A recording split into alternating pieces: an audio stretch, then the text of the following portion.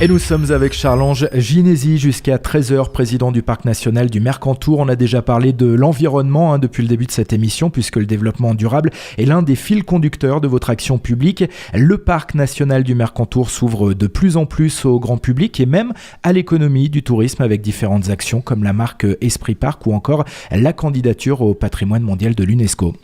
Oui, la marque Esprit Parc, c'est ce qui nous caractérise. Le Parc national du Mercantour est connu au niveau mondial.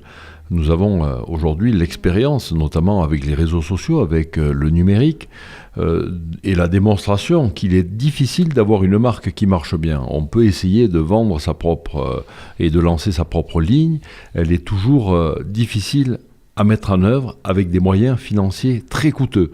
Le Parc national du Mercantour, depuis plus de 30 ans qu'il existe, a acquis ses lettres de noblesse. Donc aujourd'hui, nous avons une marque sur laquelle il faut jouer et on voit bien que la destination au départ du monde entier est connue pour cela. Ce qui fait que l'Esprit Parc joue à plein et nous avons cette volonté avec le Parc national du Mercantour de poursuivre notre classement au patrimoine mondial de l'UNESCO, ce qui fait que les choses s'empilent les unes sur les autres et c'est effectivement une économie du tourisme que nous développons avec le parc autour de ce cœur de parc qui véritablement reste le sanctuaire et la protection de l'environnement. Alors un mot sur l'épineux dossier du loup. Chaque été, des troupeaux décimés. Est-ce que cette année, la situation s'est débloquée ? Et puis, est-ce que votre arrivée à la tête du parc a fait évoluer à la fois votre réflexion, mais aussi celle des agents du parc dans ce dossier ?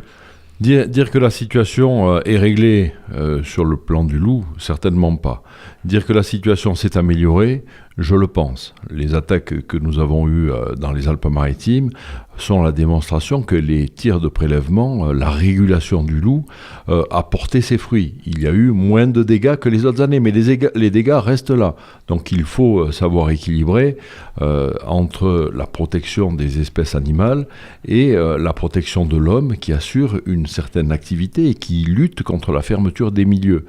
Cet équilibre-là, je le préconise, je le prêche, c'est un peu mon fer de lance en tant que président du Parc national du Mercantour. Et j'espère, je n'en ai pas et je ne peux pas en avoir la certitude, que le message est bien compris de la part des agents du parc et en même temps du grand public. Vous savez, le loup, on le présente très souvent et trop souvent comme étant un animal fort sympathique, un animal quasiment presque domestique que l'on a envie de caresser tant les images sont belles quand on le voit, mais ça reste malgré tout un animal sauvage, ça reste un prédateur et le seul prédateur du loup, c'est l'homme. Donc il faut qu'on trouve un équilibre pour faire en sorte que à la fois on préserve nos atouts touristiques, on préserve les activités agricoles et pour autant que nous soyons dans ces grands principes fondateurs de la protection des espèces animales en cœur de parc.